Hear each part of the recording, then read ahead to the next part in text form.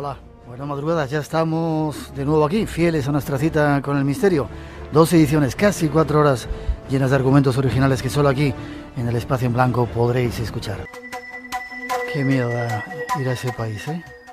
La verdad es que sí, Miguel, es de los sitios donde más miedo se puede pasar del mundo. Espérate, están buscando el micrófono para que se te escuche. De los lugares que más miedo se pasa en el mundo, ¿verdad? Exactamente, eso es. Es uno de los lugares donde más miedo se pasa en el mundo. Y no es miedo temporal, es un miedo que te dura, que sigue apareciendo en tus sueños. Se pone la carne de gallina de pensarlo. Juan José Revenga Montejo, buenas noches. Buenas noches, Miguel. Un placer que estés con nosotros. Encantado de estar contigo nuevamente. Viajero, corresponsal, reportero gráfico, autor de documentales, un montón de ellos, entre otros África Mágica, Magia en las Antillas, y para televisión últimamente española, para nuestra casa, has hecho una serie América Mítica y estás trabajando en Indonesia Mítica ahora. Esa también está terminada, también hemos emitido Indonesia Mítica. Sí, esa no me la he perdido entonces. No, exactamente, Ciudades Perdidas es la que estamos preparando ya para Perdidas. Asesor también de la revista Enigmas, compañero, escritor y sobre todo un viajero que le ha echado muchas narices para ir a ese país. ¿Cuándo vas por primera vez a Haití y por qué? Lo primero es la duda y que hay algo allí. Algo tiene que existir. Había estado en África, había visto las religiones, había visto cultos animistas y todos se basaban en lo mismo. Se basaban en la adoración al mal. Y el máximo de la adoración al mal era Haití. Era el vudú haitiano y eso es lo que me llevó allí. La curiosidad en principio. Yeah. Y luego era incapaz de salir. ¿Incapaz de salir? Incapaz de salir mentalmente. Digo, pues no te dejaban. No, bueno, eso entre otras de las cosas que ocurren allí en el aeropuerto, sabes las entradas cómo son allí, las salidas, las carreteras. Yo afortunadamente la primera vez que fui entré por el cuerpo diplomático y se portaron muy bien conmigo. Nos estaban esperando y entramos como autoridades al cuerpo diplomático y no nos hicieron nada. Otras veces las he pasado muy Ese es el peligro, porque no puedes decir que eres periodista. Como sepan que eres periodista, tienes a la policía detrás de ti. Fíjate, estamos hablando de un país que hoy en día, según la CIA, es el campeón mundial de los secuestros. Yo eso no lo noté estando allí, ¿eh? Qué curioso. Para imaginar la situación ahora, hoy por hoy, pues en el año 2007, 2008, entrar en el aeropuerto era automáticamente tenías que alquilar un pistolero, un señor que iba contigo con un revólver y tener suerte de que no fuera él el que te robara. ¿Cuándo fue la primera vez que fuiste tú a Haití? 80 y tantos, en el año 80 y tantos. Cuando estaban los problemas cuando se marchó Baby Doc, el hijo de Duvalier, se marchó después de llevarse y arruinar el país y destrozarlo, y llegaban ya los americanos, hubo unas falsas elecciones con Aristide, toda esa época que fue la más dura, la primera vez que estuve en Haití, y me enganchó muchísimo el tema y la curiosidad de saber qué estaba ocurriendo allí, porque no era solamente un dictador que se marchaba y había matado muchísima gente, algo había ocurrido, era un imperio de terror lo que había en aquel momento en el país. Es curioso porque es tan diferente. Tratemos un poco de describir cómo es Haití para nuestros oyentes que no lo conocen. Y les digo que no se preocupen porque, aunque vamos a hablar de realidades duras, bueno, es una parte más de nuestro mundo, luego veremos si tiene la parte positiva. Y sobre todo cómo defendernos de algunas de estas cosas que llegan hasta nuestro país. ¿Cómo es Haití? Forma parte, además es curioso porque cuando llegó Cristóbal Colón lo definió como el paraíso. El paraíso, eso es lo que las frases textualmente dijo Colón: si el paraíso existe, tiene que ser igual que estas tierras. Y no se daba cuenta de la sangre que iba a correr en aquel país. Ya. La primera fue Fuerte España, cuando montó el primer fuerte, el primer asentamiento español, volvió a España a por refuerzos y en su segundo viaje se encontró el fuerte destrozado y que se habían comido a toda la gente que había allí. Eran los caribes, vivían allí los caribes, unos indígenas que eran los Arawak y los caribes, que eran caníbales y vivían prácticamente en la Edad de Piedra. Esa fue la primera sangre que corrió y hasta el día de hoy no ha parado de correr sangre en aquel país. Era la isla española, una isla compartida por 2 países, República Dominicana y Haití, y es curioso la diferencia brutal que hay entre un país y otro, ¿verdad? Totalmente, estamos en un país que está dividido, una isla que está dividida con una raya tirada con tiralíneas. Se dividió en 1844, se hizo la división del país. República Dominicana, uno de los lugares más maravillosos para el turismo, y pasando solamente esa línea nos encontramos el terror, la muerte, la miseria y otro tipo de gente completamente diferente, la que no estamos acostumbrados a ver. Yo no sé si has pasado, hay un cruce de República Dominicana a Haití, que hay una especie de fuerte, un arco. Yo creo que es la frontera de Jimaní. Jimaní, está arriba, sí. Arriba, está en el norte exacto de la República Dominicana. Y de repente ahí está asfaltado en República Dominicana, está todo muy chulo, pasas esa tierra de nadie que está medio preparada, y cuando llegas a Haití es como retroceder 500 años. Pasas por ese arco y de repente estás en otro mundo, en otro tiempo y en otro espacio. En otro mundo ya solamente el policía de República Dominicana, que le has dejado con su uniforme, dentro de todo intentando sacar propina, pero sin problema, llegas a ese zarrapastroso vestido de policía que nada más mirarte a los ojos dices, bueno, ya le entregas el pasaporte con el billete dentro y esperando que haya suerte y no hayas dado con el policía honrado de Haití, si hay uno, que no hayas dado con él. Casi siempre funciona. El billete de $10 dentro del pasaporte cambia la cara de feroche que tiene en ese momento el policía, lo coge, te lo devuelve y ya estás dentro. Ya. Un poco la historia de Haití. ¿Por qué es ese país tan diferente dentro de todo la América o Centroamérica, América Latina y Centroamérica? ¿Por qué es tan diferente del resto? ¿Por qué crees? En el Caribe al principio, pues los indígenas, se les hicieron trabajar a los indígenas, pues claro, no están acostumbrados al trabajo físico, empezaron a morir, no conseguían sacar rendimiento de las plantaciones y bueno, pues se pensó la mejor solución, traer esclavos de África. La manera más barata de traer esclavos de África es de traerlo de la África occidental, de la Senegal, Benín, Nigeria. Lo que está más cerca, digamos, de América, ¿no? Era lo más cerca y en la costa estaban muy pobladas. Si no, había que ir a Zanzíbar. Zanzíbar había que cruzar África hacia el otro lado y luego hacer las razias, las cacerías por el interior. Lo más sencillo era viajar a la costa occidental, cazarlos cerca de la selva y llevarlos para allá. Pero lo que no tenían en cuenta los cazadores de esclavos, que entonces eran los árabes, los que los cazaban realmente eran los árabes y luego revendían a esa mercancía. No tenían en cuenta que en esa zona vivían los brujos más potentes de África, los Fon y los Yoruba, las dos etnias más potentes en la magia negra. Y aparte los mandingas, que eran los guerreros, eran los tipos más fuertes, ¿no? Y se llevaron a esa gente a América. Esa gente iba con el odio y el sufrimiento de que no iban a volver a ver su tierra. Fíjate, solamente en los 300 años que duró la esclavitud se llevaron más de 50 millones de negros de África. De esos 50 millones no llegaron ni 25, murieron en el camino. ¿En qué situación llegaron allí?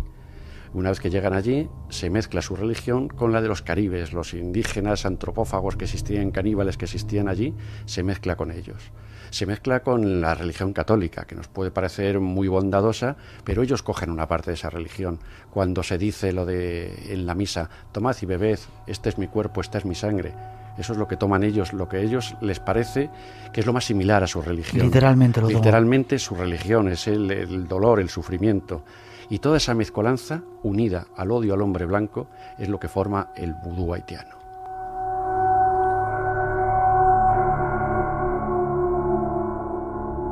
Desde luego no suelo contar experiencias, pero en pocos países me he sentido tan inseguro como allí, que cuando vas por las calles los habitantes te miran y te insultan diciéndote blanco. Blanco. Que forma más que... Bueno, habría que entenderlo y comprenderlo, ¿no? Les hemos estado machacando durante tanto tiempo, les hemos sacado de su tierra, esclavizado, machacado. Es lógico que tengan un poco de odio hacia el blanco, ¿no? Sí, pero no olvidemos también la realidad de lo que ocurrió. Haití fue el primer país que se independizó y que abolió la esclavitud. La primera república negra que se independizó. Y no se lo ha perdonado jamás el blanco que terminara con su negocio, con el negocio de la esclavitud. En 1791, las primeras rebeliones en Bois-Caïman empezaron allí y allí se levantó a sangre y machete una rebelión contra el blanco. La primera rebelión que existía. Siempre había sido el trabajador, el negro era trabajador y no había ningún problema. Napoleón en aquellos años envió hasta su yerno, al general Leclerc, para intentar apagar la revolución. No sirvió para nada y en 1804 llegó la independencia. No hay que olvidar que era una colonia francesa. Una colonia francesa en aquellos momentos. Se la repartió con España, se repartieron la isla y eso le tocó a Francia, como pasó luego en la parte de Nueva Orleans y toda esta historia que tiene todavía más historia. Ya. Pues esto llega en 1804, la independencia, y para que nos hagamos una idea con qué tipo de gente estábamos hablando o cómo era de dura la cultura de ellos o su religión, la independencia se firmó en un pergamino hecho con la piel de un general francés, con sangre como tinta y utilizando una bayoneta como pluma.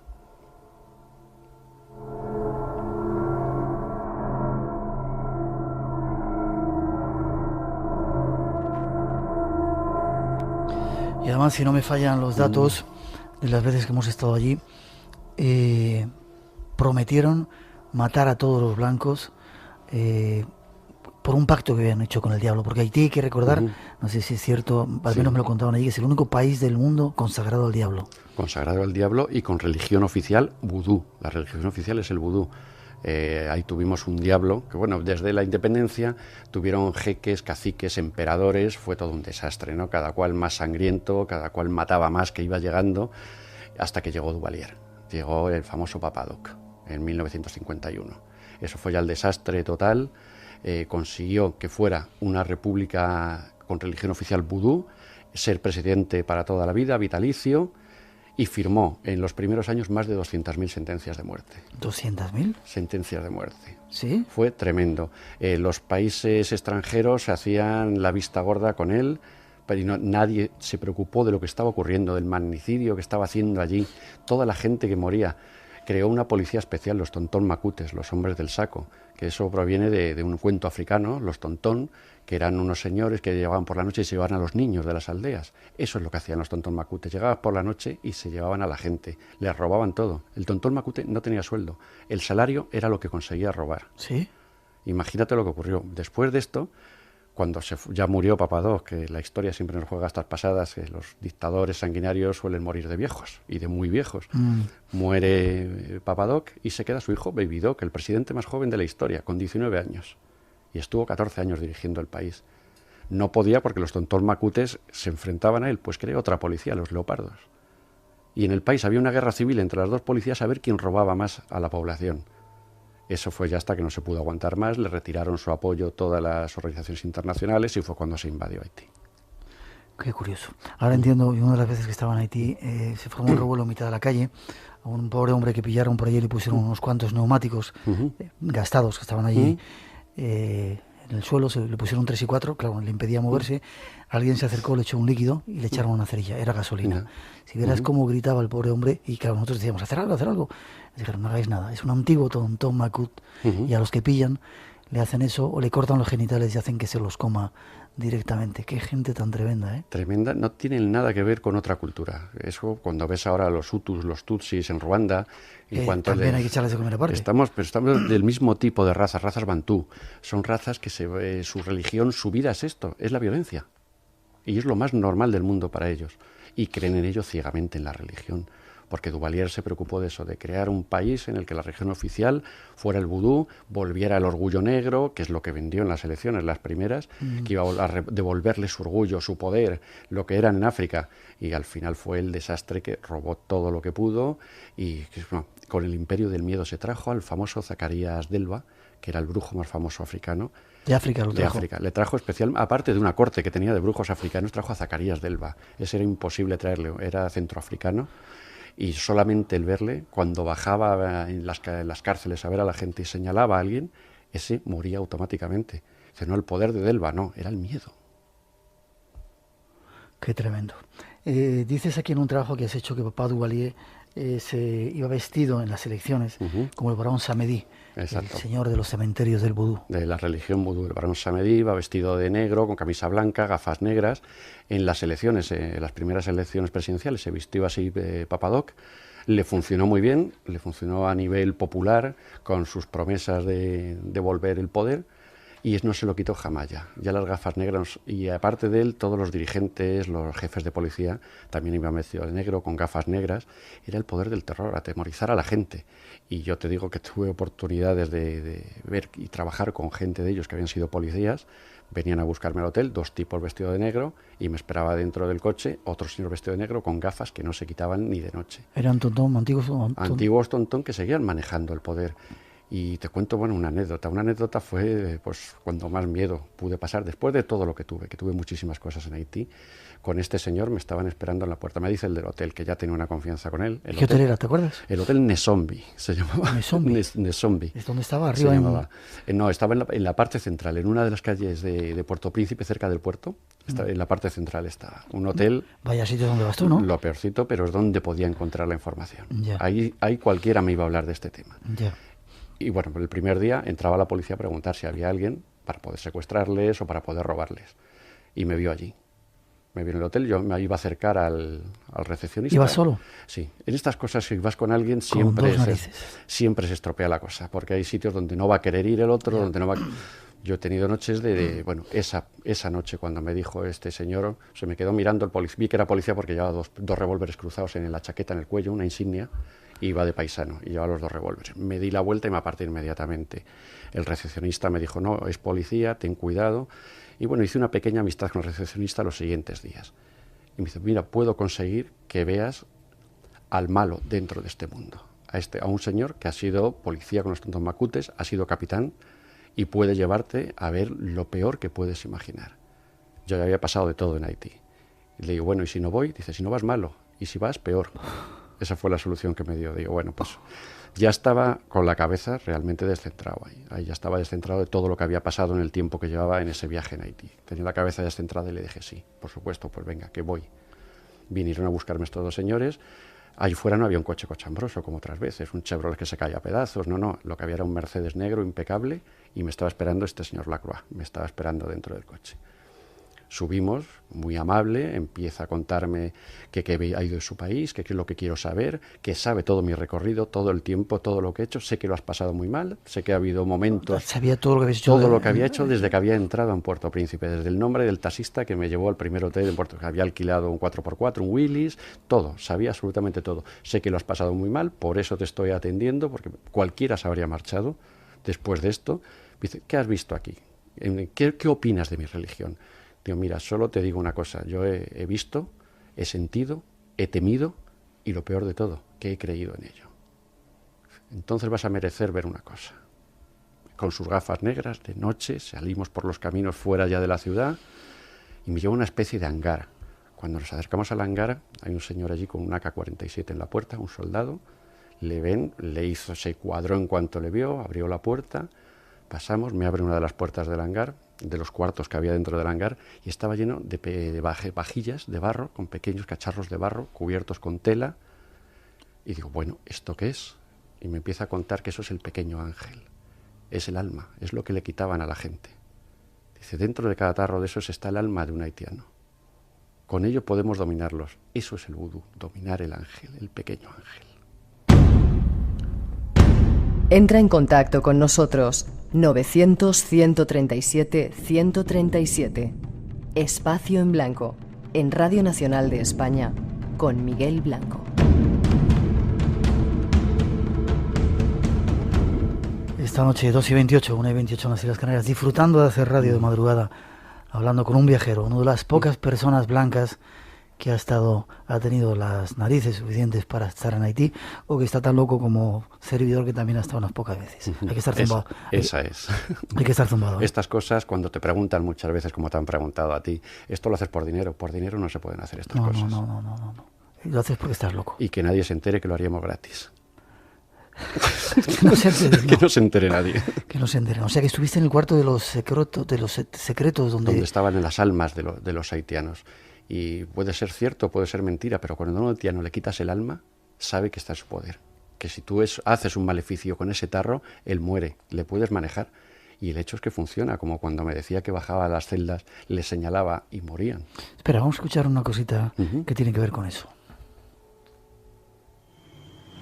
Quiero que recuerde lo que ocurrió antes de que muriera. Lo recuerdo. Todo. El ataúd, el entierro. Yo lo vi todo. ¿Estaba enfermo? ¿Qué fue lo que sintió? Los síntomas. Oí como la tierra caía sobre mí. Y la oscuridad me oprimía. Bokor Bene. Abed Fekli y Pren Lamue. Dice que el Bokor cogió su alma y la dejó de él. Es un polvo. Un veneno. Entra por la piel. Hasta el alma. Hablaremos en la segunda parte del programa de ese polvo, pero entra hasta el alma y te quita lo que decías un poco, el alma, El alma, la voluntad te desaparece, o luego si quieres lo explicamos porque tiene pues un proceso, llamémoslo químico-mágico, tiene una mezcolanza de las dos, pero el hecho es que funciona, y que funciona realmente. Entonces fíjate, cuando terminó esto, que se quedó este hombre allí, me enseña el cuarto y me dice textualmente, dice, ya has visto lo que tenías que ver, se quitó por primera vez las gafas, eran unos ojos cristalinos transparentes, y solo te aviso, que ya has visto más de lo que deberías ver o ha visto cualquier blanco aquí.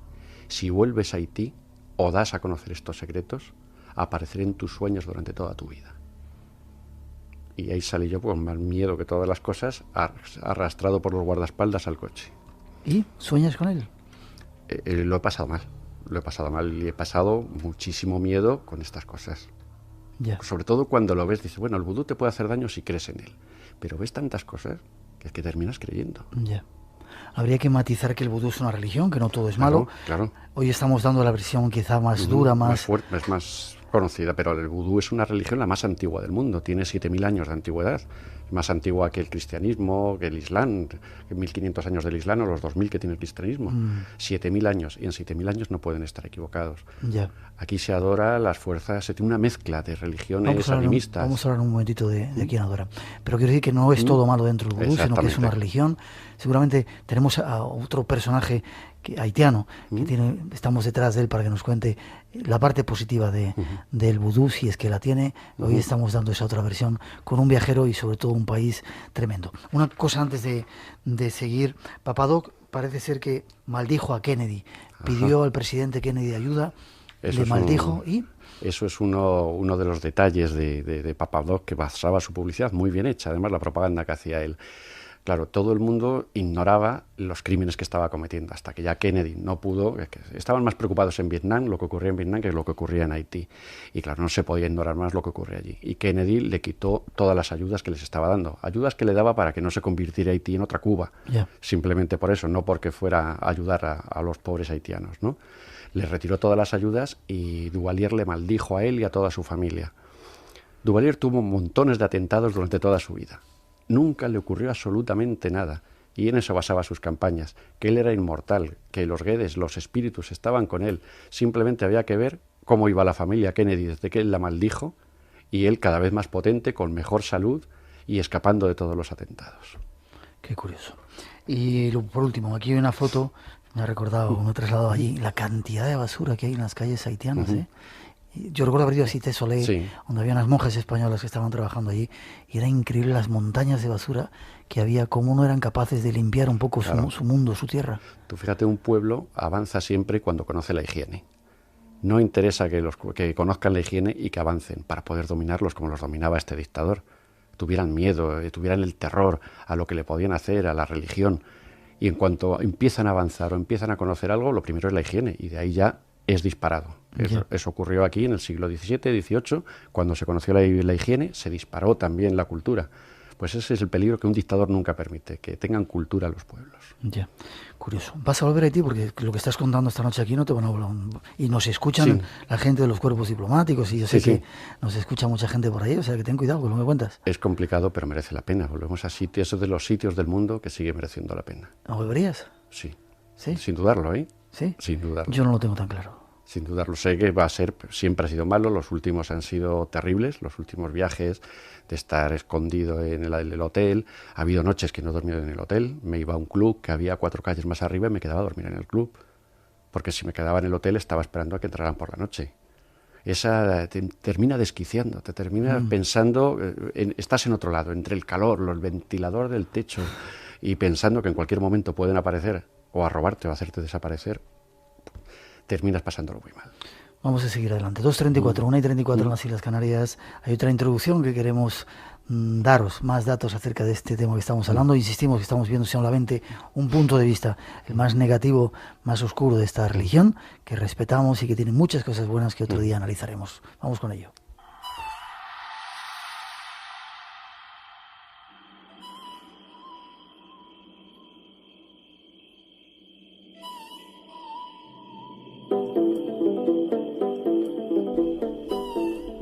El vudú es una religión que se originó a partir de las creencias que poseían los pueblos que fueron trasladados como esclavos desde el África occidental y del contacto de estas creencias con la religión cristiana propia de los esclavistas.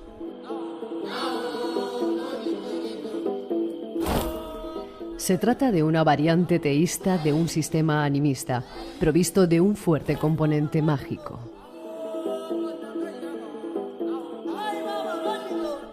Por su vinculación directa con la cosmología y los sistemas de creencias neolíticos, su estudio resulta de gran interés en el campo de la paleoantropología.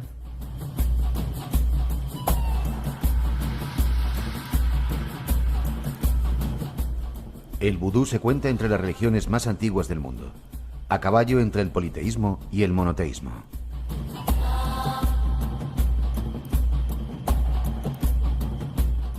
El tráfico de esclavos hacia América produjo un fuerte fenómeno de sincretismo entre esta compleja y bien esquematizada religión y las creencias cristianas de los esclavistas, así como con las religiones nativas de los lugares donde se transportó a los esclavos.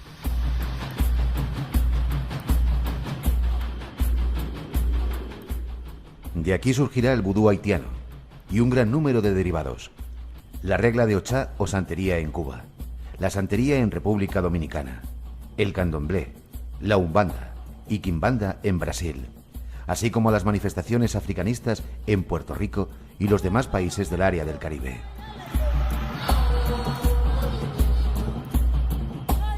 Algunos de estos derivados han llegado a Europa en décadas recientes, sobre todo de la mano de emigrantes retornados.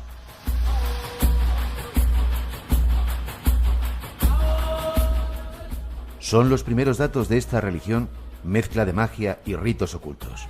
Nuestro invitado tiene más que aportar. Juan José Revenga, nuestro invitado de esta noche. Nos cuentas el vudú. Hemos hablado que es una religión que viene de África. Vamos a África quizá. Tú estuviste siguiendo un poco la cuna del vudú, sí, donde empezó todo. ¿A dónde fuiste? A Benín, a República de Benín. Empecé, Burkina Faso, en Senegal, hasta Nigeria y República de Benín. Debe ser increíble eso también, ¿no? Otro mundo con policías en cada 50 metros en la carretera intentando pedirte dinero, mano izquierda para poder seguir. Muy duro el viajar por ahí. Ya entras por la frontera y te ponen un coche de policía detrás que va circulando detrás sin decirte nada, esperando para robarte en cualquier momento, dónde vas a parar.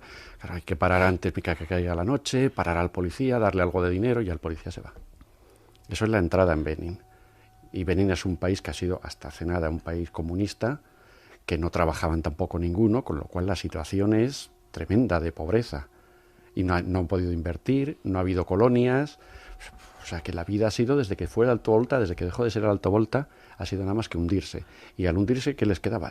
Sigue quedando la religión. Abomey es la capital mundial del vudú. Abomey. Abomey.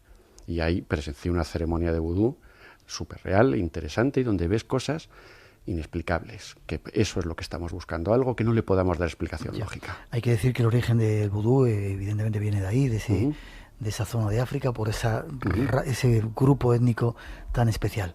¿Cómo fue la experiencia que viste? Pues la entrada fue muy complicado, llegar porque la gente no quiere hablar. Abomey es uno de los sitios donde no quiere hablar. Bueno, yo te cuento, después de la ceremonia, el día siguiente nos detiene la policía. Uno de los que estaba en la ceremonia dijo que había estado allí. Y nos detuvo la policía y lo mismo, y tampoco quería dinero, nos lleva a la comisaría porque querían dinero los de la comisaría. Fue una pelea tremenda el salir de allí. Pero bueno, la ceremonia mereció la pena. La primera vez que vi los ngungus. Ngungus, el fantasma de los muertos. Eso, empiezan los cánticos, como todo. Bueno, hay animales, tú entras en el patio por las noches con un pequeño tejado y ves animales, los animales temblando, ves cabras, ves gallinas temblando. ¿Sí? Y bueno, si aquí no pasa nada, si todavía están aquí, no está todo vacío, están atados a una ramita y no pasa nada. Los animales estaban temblando, el ambiente que se respiraba allí se podía cortar. Y de repente comienza la ceremonia, se abre la puerta y empieza a aparecer gente.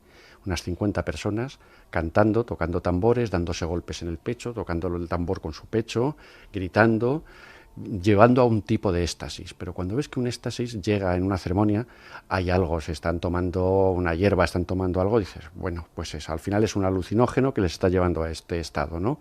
Pero cuando no toman nada, simplemente son los cánticos, son los gritos, es la dirección de Lungan, el sacerdote que está dirigiendo la ceremonia, y dices, bueno, aquí está pasando algo. Temblaba el techo de aquel especie de pajar, temblaba la casa.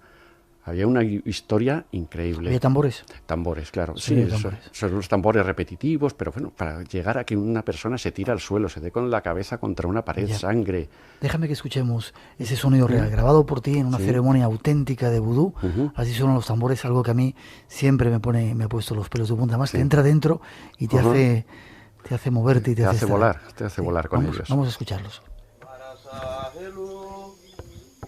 Ay marasa helu, ay marasa helu, ay marasa helu, ay marasa helu, ay marasa helu, ay marasa helu.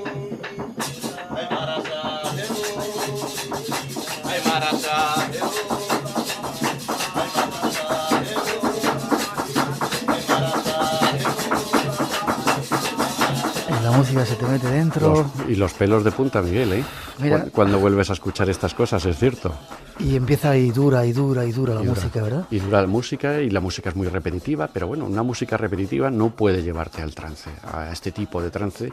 Como ves, la gente se cae, la gente se muerde el labio, le ves que empiezan a sangrar y siguen bailando, sin tomar nada, sin tomar ningún alucinógeno para llegar a ese estado.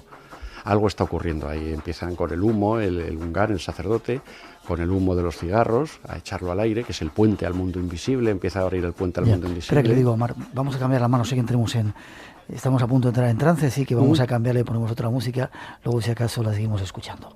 Esa música te va llevando, como dices, a estados extraños, ¿verdad? Extraños, sí. Además, cuando estás en mitad de una ceremonia de este tipo, con esos ambientes, tú estás grabando con una cámara, si una batería de una cámara te dura 1 hora, en 5 minutos ha vaciado. Qué curioso, ¿verdad? Lo que es cierto que otro tipo de energías se están moviendo en el aire. Creas o no creas, porque yo no creo, pues como tú, no creemos nada más que en lo que vemos. Yeah. Pero es que vemos tantas cosas que hay que darle alguna explicación, que cuando no la tienen, dejemos esa duda a lo inexplicable, a que hay otro mundo, a una puerta que se abre, que nos puede pasar al otro lado, dejarnos allí o traernos. Pero hay que saber manejarlo, eso es saber manejarlo y sobre todo respetarlo, porque si tú entras en una ceremonia de este tipo, pues como muchas veces he ido con cámaras o con gente que se creen que eso es un cachondeo, pues lo menos que les puede pasar que al día siguiente no te vienen nada, porque no te puedes levantar, no, que es que me encuentro muy mal, están malísimos del estómago, se encuentran mal. Claro, es que tienes toda la porquería dentro que allí se estaba moviendo. Hay que tener mucho cuidado y respetarlo, aunque no creas en nada. ¿Y qué pasó después en esa experiencia que viste? Pues bueno, esta fue de las más duras, porque además era en mitad de la montaña, todos los tambores, todo. Bueno, parece que me refería a la de Benin, que había visto. En Benin, lo de Benin, cuando estamos ahí, aparecen los engungus. Los engungus son como unos enormes, pues es que son muñecos enormes, como personas, cubiertos de pedrería, que no se les ve los pies ni se les ve nada, y empiezan a andar entre la gente. La gente se aparta de ellos, los participantes, porque creen que si les tocan, se los van a llevar al mundo invisible. Tú imagínate la creencia, ¿no? La ceremonia africana siempre es mucho más inocente que la ceremonia del Caribe, ¿no? Ahí piensan que si les toca el engungus y les roza cuando baila con los trajes, se los va a llevar al mundo invisible. Y dices, bueno, esto no puede ser. Pero claro, el engungus se va moviendo, pasa y toca la cabra. Toca la cabra. Toca la cabra y la cabra se muere. ¿Sí? La roza con sus telas, toca la cabra le mira, empieza a mover los ojos, se pone en el suelo con las 4 patas y la cabra se muere sola. No la pisa, simplemente la roza. Dice, bueno, hay cosas inexplicables. ¿Qué es el engungu? Es un señor que está debajo, por supuesto. Pero, por ejemplo, en el río Mono tuvimos otra ceremonia, que es en la parte ya arriba de Benin, donde realmente se hicieron las primeras ceremonias vudú. Ahí los engungus eran conos de paja enormes, que dentro iba una persona, que no le veías nunca los pies. Pues bueno, esos van bailando y tenían lo mismo, que no podían tocar a nadie porque se los llevarían. Se para eso de bailar, lo levantan y debajo no había nadie. Había un muñeco de barro con unos cuernos, cogen sangre de una cabra, se lo echan por encima, lo vuelven a tapar y se vuelve a mover. Digo, bueno, una trampa que nos han hecho estos, por algún lado ha salido. Todo estaba grabado. Es decir, se movía solo sin que teóricamente hubiera nadie dentro. Sin que hubiera nadie dentro. Y al levantarlo apareció un elemento de barro con unos cuernos tipo demonio al que rociaron con sangre, lo volvieron a tapar y otra vez empezó a moverse. Dice, bueno, nos han engañado, empezamos el montaje, estaba grabado en vídeo, cuadro a cuadro. Estábamos grabando cuadro a cuadro, montando, para ver por dónde salía, y no se vio nada. Hombre, tan inteligentes como para engañarnos y hacernos un truco de magia que no lo viéramos, y estábamos a 1 metro de ellos. Espacio en Blanco, en Radio Nacional de España, con Miguel Blanco. En Radio Nacional de España, 2:45, 1:45 las Islas Canarias. Nuestro teléfono, contarnos si os está interesando el programa, 900-137-137, teléfono gratuito. Eso era en Benin, en África. En Benin, donde nació todo. ¿Visteis eso? Esos extraños muñecos se podían mover solos. Qué curioso. Saltamos a África, a Haití. Con esos tambores, ahí sí empezaba el ritual al que asististeis. ¿Qué pasó en ese ritual? Son rituales mucho más duros, como te decía, en Haití. ¿En el Caribe? En el Caribe hay mucho odio en esos rituales. Ahí el espíritu que cabalga siempre es el de un héroe de la revolución, es el que le va a dar el poder al Ungán para hacer las cosas. Pero para llamarle, por ejemplo, una de las cosas que hacen los bailes con todo este ritmo, coge un gallo, el gallo vivo, le agarra de la cabeza con la boca, le arranca la cabeza de un bocado y se bebe la sangre, sin que caiga una gota al suelo para no enfadar a los loas. Pues el número es increíble lo que pasa ahí. Ahí luego sacan un machete, hacen historias de faquirismo, se atraviesa la cara con hierros sin sangrar, sin caerle una gota de sangre, con la cara atravesada de hierros. Una ceremonia que te pone los pelos de punta. Todo esto en el monte, rodeado de más de 50 hombres de 3x2, ¿verdad? Súper gigantes. Encima eso, que lo que tiene el negro, que es una fortaleza natural, que no es de gimnasio ninguno, pero son todos como Hércules, tocando el tambor, ya metidos en trance más de la mitad de ellos. Vamos a seguir escuchando un poquito de fondo ese tambor. Dices, bueno, ¿qué podemos esperar aquí que pueda pasar? Porque antes de entrar a la ceremonia han registrado a todos que no llevaran armas, que no llevaran machetes, por lo que puede ocurrir ahí. O sea, que el estar allí dentro y al final, bueno, cuando intenta salir, nos vamos, el Ungán, que te había dicho que no había ningún problema, te dice, no, me tienes que dar algo. Digo, que te dé algo. Aprovechará ahí la solución, a los dos que venían ahí conmigo que estaban grabando, le digo, ir saliendo, cargando la furgoneta, que este está pidiendo dinero. Entro con él solo en el cuarto y digo, bueno, aquí es las soluciones del tercer mundo. Primero chillas y si no pides perdón. Si no funciona el chillar, pues vamos a pedir perdón y nos humillamos y no pasa nada. Pruebo a chillar y a decirle que no era hombre, lo que me estaba diciendo, que le diera dinero ahora, cuando antes no había dicho nada, que era un favor que yo le estaba haciendo, pero en principio se quedó, pues como diciendo, hombre, y este blanco aquí chillándome. Me di la vuelta y salí de allí. Salí corriendo y vamos en la furgoneta, me llevé el generador que se le habían dejado tirado en mitad del camino cuando corrían para la furgoneta, la subí y salimos corriendo de allí. Esa fue la salida de la ceremonia. Y así era la música que sonaba.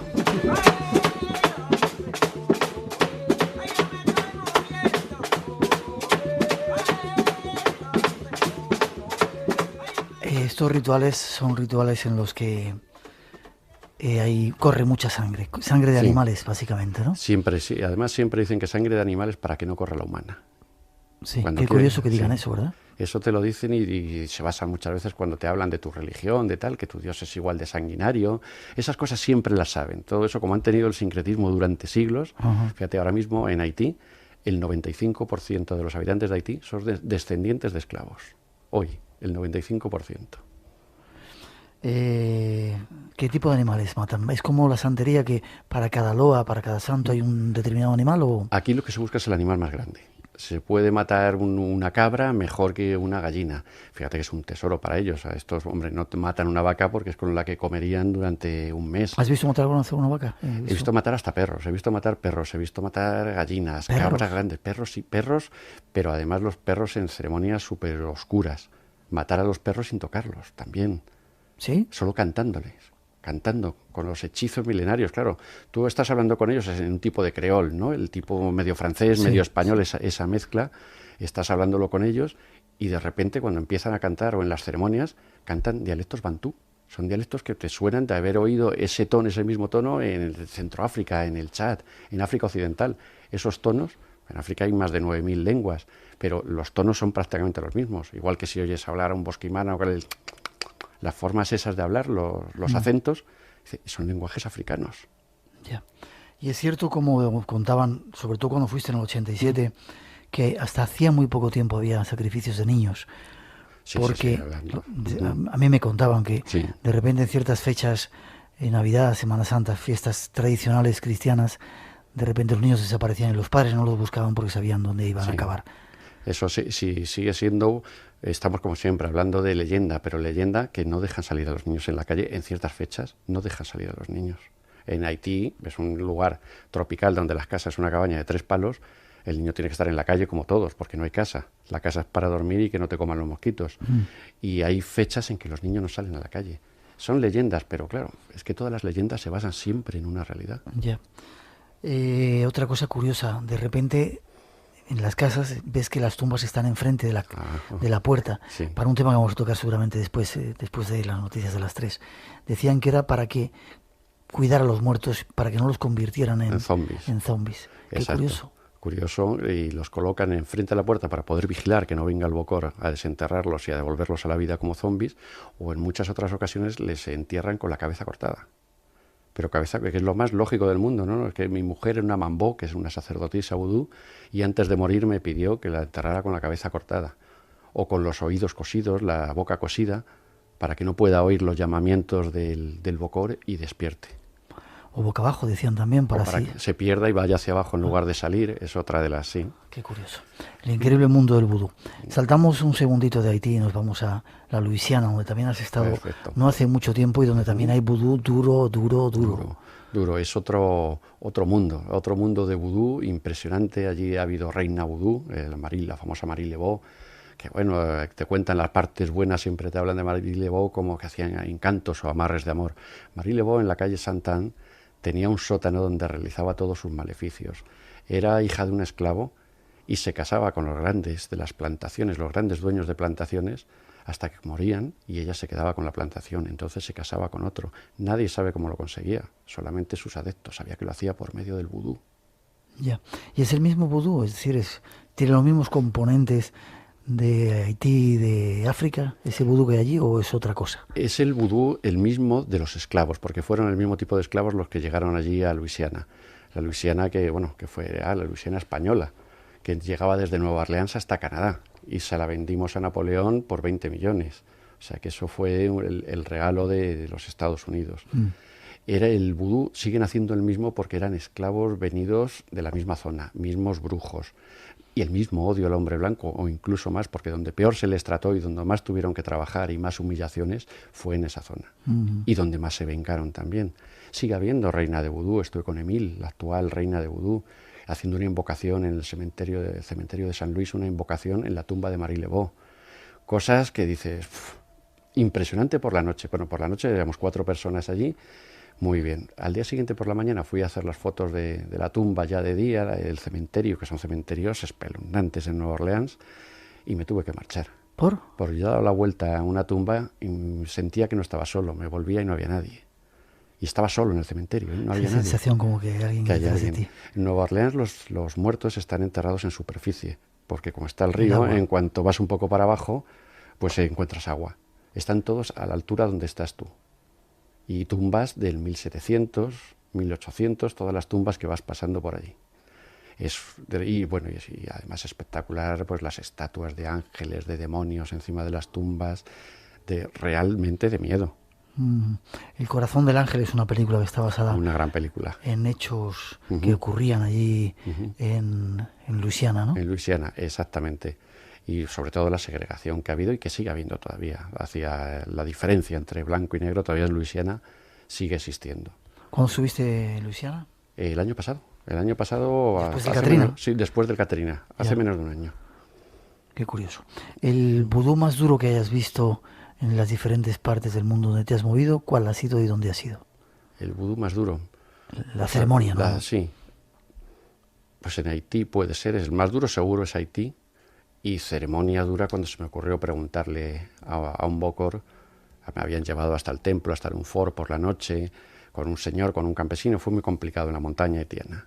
Me habían llevado a ver a este hombre que era el más potente. Era verle, pues claro, te daba miedo cuando abrió la puerta con una hoguera de fondo, un señor con un pantalón corto, con un pañuelo en la cabeza y mirándome, con un collar. Collar así entre medias, veía un collar de dientes. Ya cuando se acerca hacia mí, me saluda con total desprecio, un collar de dientes de perro, lo que llevan para protegerse de ¿Collar de dientes de perro? Que con eso se protegen de los espíritus bajos, los espíritus que están aquí, que no se han enterado que se han muerto y están aquí. Con eso se protegen. O sea que él trabajaba con ese tipo de espíritus bajos. Y empiezo a hablar con él, me pasa despreciándome totalmente como blanco, que estaba intentando enterarme de su religión. Y empiezo a hablar con él y le tiro todos los órdagos posibles de decirle, bueno, ¿y esto qué es? ¿Y qué es el polvo zombie? ¿Y cómo se consigue? ¿Y qué es lo que hacéis vosotros? ¿Qué poder tienes? Me empezó a hablar de que él tenía el poder divino, el poder sobre la vida y la muerte, el poder máximo, lo que cualquier dios quiere tener, el poder manejar la vida o la muerte. Y le digo, bueno, todo esto me empieza a hablar que se hace a través del lepudré, del polvo zombie. Lepudré. Y digo, bueno, ¿y cómo se hace esto? ¿Cómo se hace el polvo zombie? ¿Cómo se hace? No te lo voy a decir, pero ¿me lo puedes enseñar? Entró dentro, se mete detrás de una cortina que había una manta que había de cortina y sale con un cuenco. Dijo, esto es polvo zombie, era como un cuenco beige, los polvos beige con unos puntitos rojos. Esto es polvo zombie. Me mira y me dice, no quieras saberlo. Pegó un soplido y me lo echó a la cara. Yo me desperté a los 2 días en la cama del pueblo donde estaba durmiendo.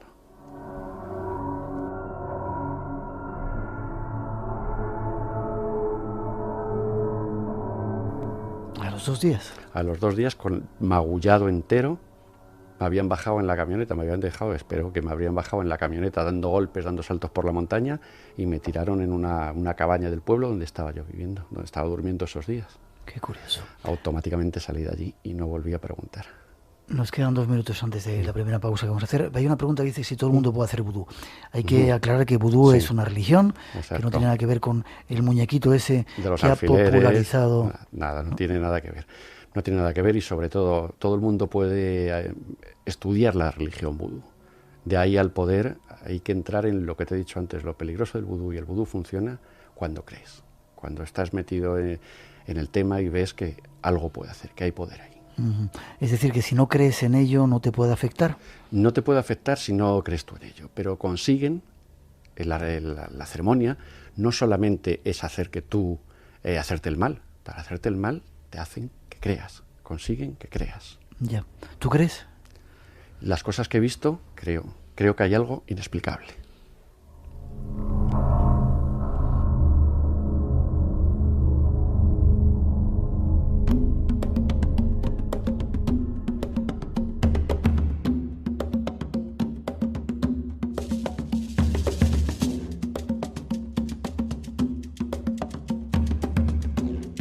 ¿Y crees en los zombies?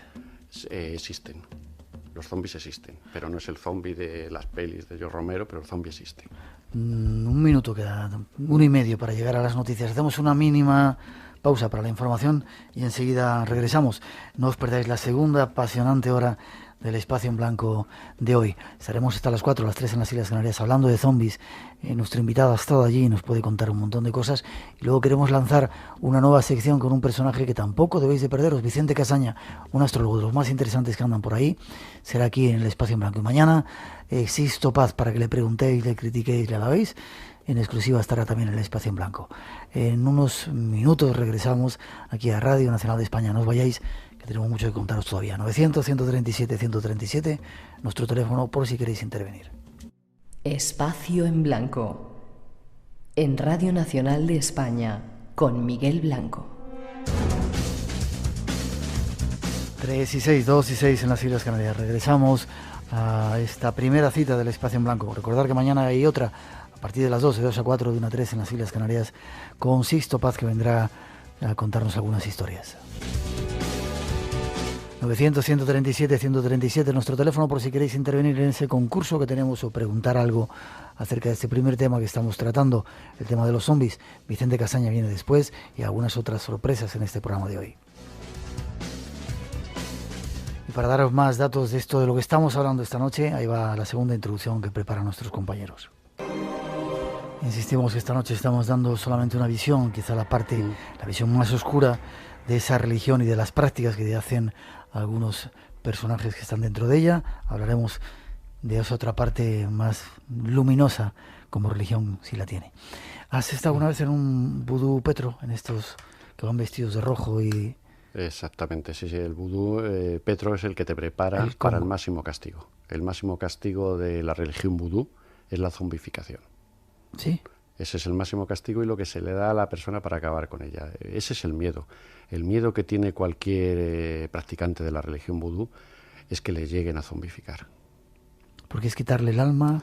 Es quitarle el alma, la voluntad. Lo piensas muchas veces, hemos visto tantas películas de George Romero, de zombies, cosas de estas. Dices, bueno, esto es un zombie. El zombie, por supuesto, existe, pero no tiene nada que ver con el cine americano, con lo que estamos acostumbrados a ver. Al zombie se le quita, en las ceremonias, se le quita la voluntad, se le quita la posibilidad de pensar por sí mismo. Solamente puede moverse y trabajar y obedecer. Esa es la única voluntad que tiene.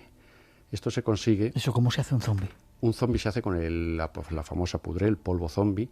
El polvo zombie está basado principalmente con la espina del pez globo. Espera, ¿sí? Tenemos un corte ahí que quiero que escuches.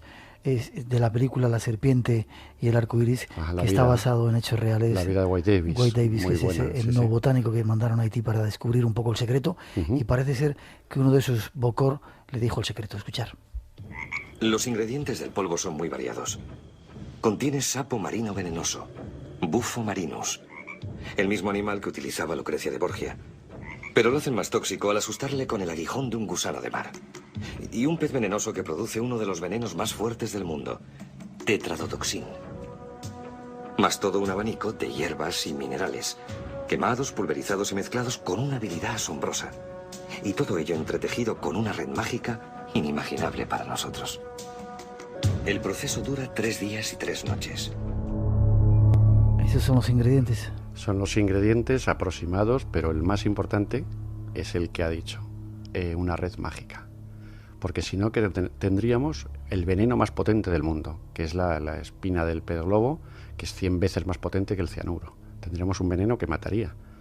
Los 4 aditamentos, ancas de rana, las 4 cosas que le echan, corazón de murciélago, esas cosas mágicas, más los cánticos milenarios africanos.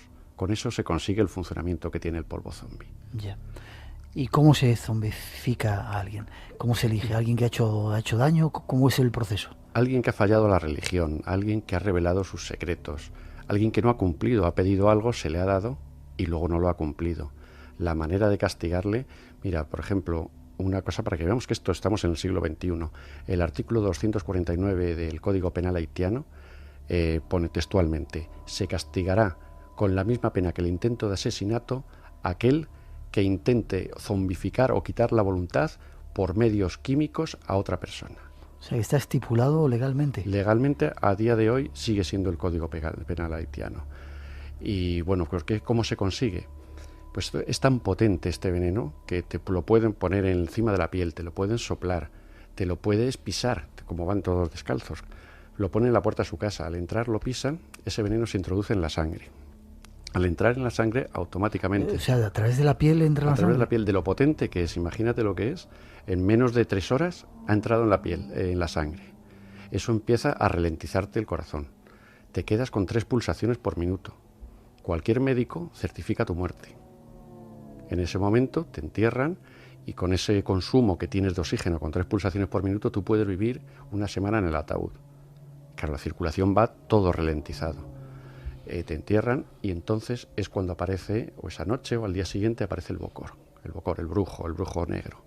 Además, discúlpame, es curioso porque algunas de las personas que han vivido ese proceso relatan que eran conscientes de lo que estaba pasando, sentían como clavaban los clavos en el ataúd, incluso uno de ellos le atravesó la mejilla, sentían todo lo que estaba ocurriendo fuera, pero no podían hacer nada. Claro, están vivos, pero no tienen facilidad ninguna para moverse, están con 2-3 pulsaciones por minuto, le hacen la prueba del espejo, les pinchan y nunca demuestran dolor, ni sale vaho, ni al auscultarle tampoco encuentran las pulsaciones. Bien. Una vez que se le ha enterrado, aparece el bokor. Aparece el bokor, le saca de la tumba con cánticos, ahí venimos con los cánticos mágicos, y con la datura. La datura, estamos hablando de lo que han utilizado los druidas durante toda la historia, pues con friegas de la datura, con cánticos milenarios africanos, despierta a esa persona. Esa persona ha estado un día, una noche, lo que haya sido, con 3 pulsaciones. Esas 3 pulsaciones enterrada en un ataúd. No has tenido riego en el cerebro. El riego en el cerebro ya es irrecuperable. Si no has tenido, ya puedes volver otra vez a funcionar con el corazón, pero esa parte del cerebro la has perdido. Con lo cual lo que no tienes es voluntad, ciertamente. No tienes voluntad y eres una persona que no puede razonar. Eso es lo que cogían para esclavos. Cuando en la época de principios de siglo, cuando se liberaron los esclavos, los bokor se hicieron multimillonarios fabricando para la American Sugar Company, allí en Haití, para trabajar en las plantaciones fabricando zombies. Qué curioso. ¿Y qué hay de cierto en eso que contaban de que si les daban sal, anulaban un poco el efecto de...? Exacto, es una reacción química que no se ha estudiado, pero cuando un zombi prueba la sal, todos lo han contado, muere automáticamente y ya es imposible resucitarlo. Una reacción química al conjunto de drogas o cánticos que le han dado, porque lo de la red mágica es muy importante en este tema. Ya. ¿Has visto algún zombi en Haití? He visto gente enferma que los podían calificar en los psiquiátricos, no lo admiten que son zombies, pero he visto en consultas de psiquiatras, que puedes imaginar lo que es una consulta de psiquiatra en Haití, ¿no? Y he visto gente pues que estaban como idos. Y eso, que es zombie, nunca lo iban a admitir. La ciencia nunca va a admitirlo, e incluso todos los estudios que se han hecho es que eso es imposible. Pero bueno, siempre hay una parte de realidad a la que no podemos llegar. Y si la ciencia nos va a dar un razonamiento al 100% de todo en la vida, estamos perdidos. Hace un tiempo tuvimos en el programa a Vicente Romero, nuestro compañero, un personaje increíble, que ese sí que tiene cosas que contar también por los sitios donde ha estado. Y él nos contaba que había estado en Haití, había estado entrevistando a Claudius Narcís, creo que era, sí. Uno de esos zombies. Los famosos zombies. Y contaba un poco todo el proceso y cómo los médicos habían estado reaccionando, ¿no? Algo muy curioso. Exacto, Narcís fue de los famosos de los años 60 y tantos, últimos de los 60, y fue de los pocos zombies que hay fotos, y le ves y la foto es de un enfermo mental, por supuesto, pero luego hay que darle todo el razonamiento y todo lo que pasó, toda la gente que le vio morir, toda la gente que luego le reconoció. Eso no le quieren dar un valor documental, pero hay gente que le vio morir y gente que le vio resucitar. Curioso. Sigue el vudú funcionando en Haití. La última vez que estuviste fue en el año 2007, ¿decías? 2007. ¿Y vas a volver? Sí, la idea es volver allí porque el vudú ha sido algo, el poder que tiene, ahora lo han tomado los nigerianos. Por ejemplo, ahora mismo Lagos es la ciudad más peligrosa del mundo, y el poder que han tomado los nigerianos... Lagos en Nigeria. Sí, eso han tomado... Atentos, esto es algo que tenemos que tener en cuenta, quizá para defendernos de ese vudú que está llegando también a nuestro país. Muy complicado. Tú sales de Lagos del hotel y tienes a un señor que se sube contigo, un policía, porque no puedes ir a ningún lado. Es tremendamente peligroso, sobre todo en la zona del puerto, como en todo el mundo, ¿no? Pero aquí es real, el peligro es real. La mafia nigeriana que maneja el vudú se dedican a estafar en Inglaterra. La prostitución en España la dominan.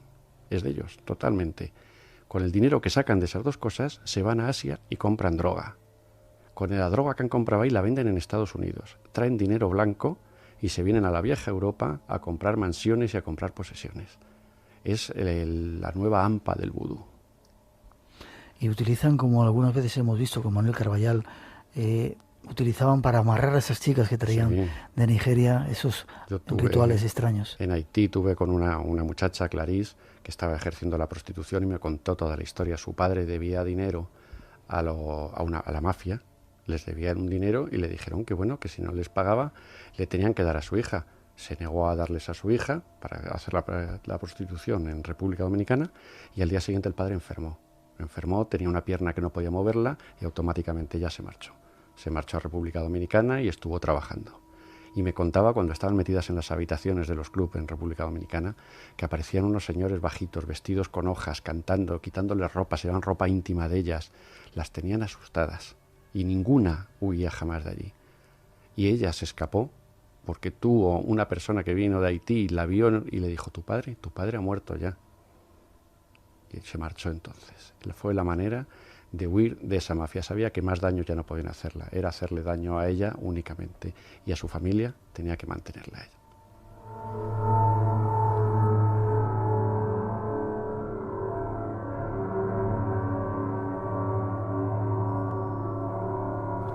Quizá, Juanjo, para ir terminando, formas de defendernos de todo esto.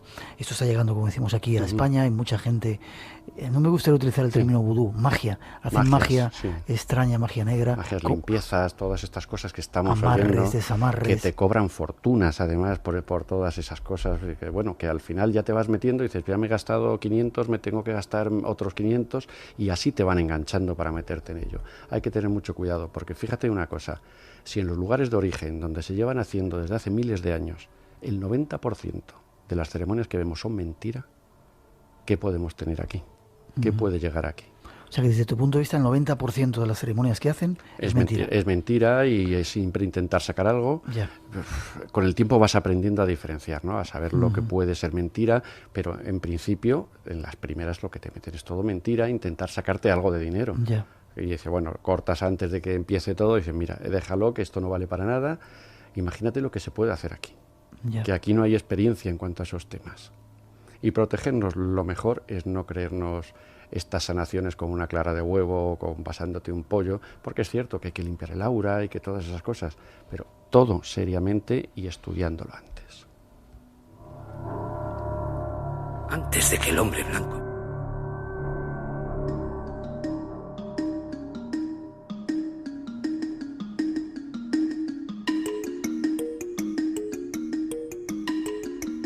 Ahí tenemos música auténtica africana para ir despidiéndonos. Hay gente que va a República Dominicana, se va de viaje. ¿Es fácil llegar a Haití y ver una ceremonia de estas, o son lo que se puede llegar a ver ceremonias para turistas y para sacarte la pasta. La mayoría ceremonia para turistas. Y como intentes meterte en una ceremonia seria, pues lo puedes tener muy complicado. Hay que tener mucha mano izquierda y no ir de superior. Hay que ir allí a aguantar y a hacer lo que ellos te digan, que siempre hay que tener en cuenta que el que tiene el machete tiene el mando. Y mejor no complicarse la vida, ¿no? Sí. Si no te dedicas a ello, no te compliques la vida. Estudiar, para eso están los locos, como nuestro invitado de esta noche, que se va a hacer documentales y luego nos lo enseña. O leer tus libros o ver los documentales y no complicarse la vida. También es cierto. Ha sido un placer que hayas estado con nosotros. ¿Haces otro nuevo expedición? ¿Has estado contando? ¿Se puede decir algo? Sí, perfectamente. Estamos preparando un superproyecto de la conquista española del Océano Pacífico. Le llamaban el lago español al Océano Pacífico porque desde Filipinas hasta Estados Unidos solamente navegaban barcos españoles. Muy poca gente conoce esa historia y es muy interesante. Casi nada. Estaremos ahí a punto para verla. Gracias, ha sido un placer. Gracias a ti, Te Miguel. veo y yo me apunto a esos viajes, excepto a Haití, a cualquier otro sitio que quieras, ¿vale? Un placer. Gracias, Miguel. Antes de que el hombre blanco viniera a esta tierra, solo había el hombre indio. El indio se dio cuenta que donde quiera que fuera, se veía enfrentado a algún enemigo. Le pidió al Gran Espíritu que le ayudara.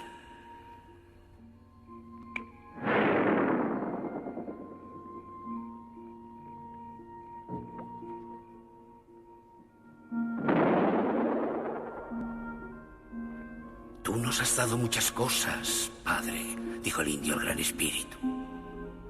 Pero no podemos pescar como el oso, ni cazar como la pantera.